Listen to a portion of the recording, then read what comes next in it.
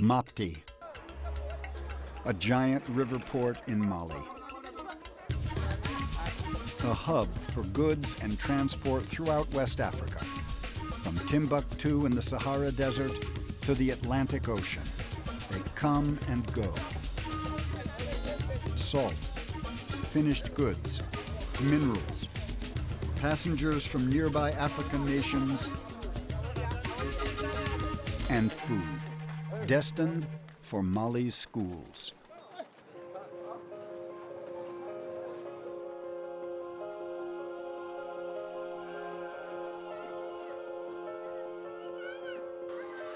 Like most nations, Mali feeds its school children. But sometimes it is not enough.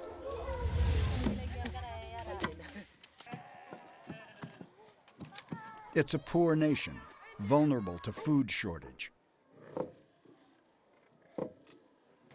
Organizations like the World Food Program provide food to Mali.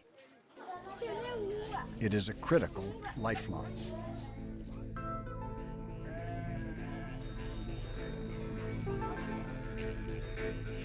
But Mali is a land of farmers. 60% of them smallholder farmers, and most of them women. There must be a better way to link these farmers to the schools that feed and educate their children.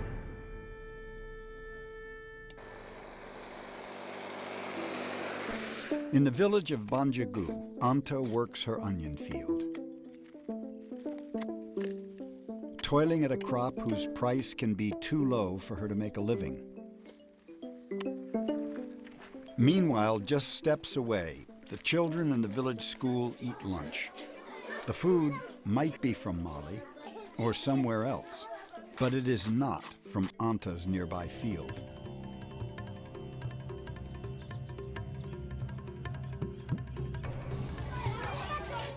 Anta doesn't know it yet, but she is about to be placed on the cutting edge of a way of rethinking school feeding in Africa. Across Mali, something is happening.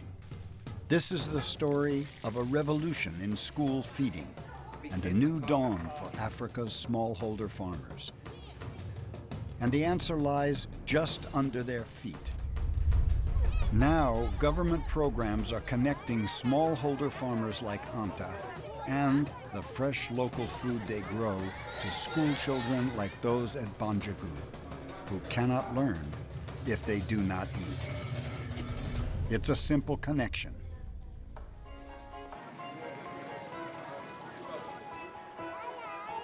In Mali, it's just getting started. Here, the government is determined to make its school feeding sustainable and local, and to provide smallholder farmers access to sell their own crop to their own schools. In a village called Diabolo in central Mali, a smallholder farmer named Mariam is on her way to market. It is a 10-kilometer trek by hired cart.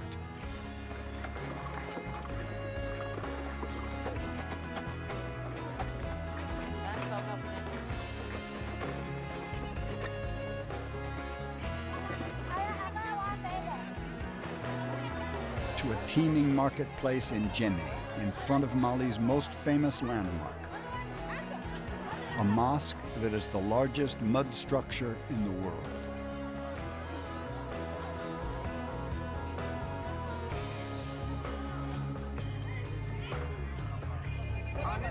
She used to sell her whole crop here, but today Mariam is buying supplies, not selling food. Her new market is just 5 minutes from her home. That's because Mariam has just been selected by Diabolo's school to provide its meals, which means the children here will eat fresh, nutritious, locally grown food. The consistent demand and income generated by the school feeding program allows Mariam to invest in her farm and improve the quality and quantity of her crop. Everyone wins: the smallholder farmer, the community, the children, and the country. This is homegrown school feeding in action. In Diablo, it has just arrived, but will it stay?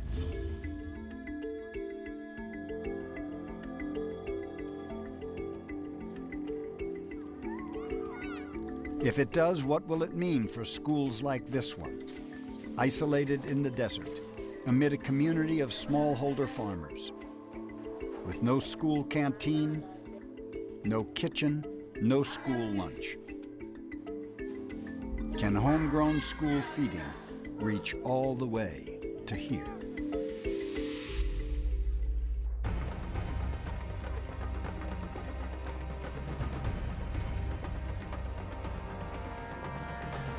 The story of a revolution in school feeding and the people who will make it happen on the village level. A story of African nations working to feed their own children their own food.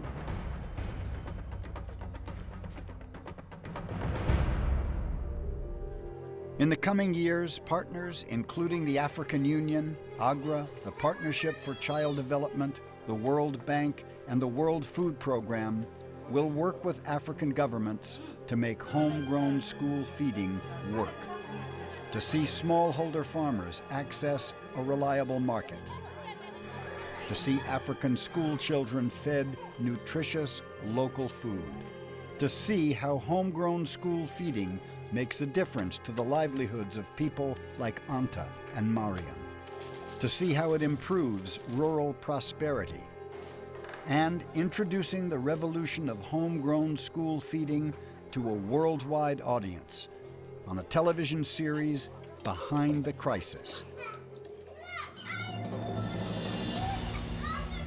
And it begins now.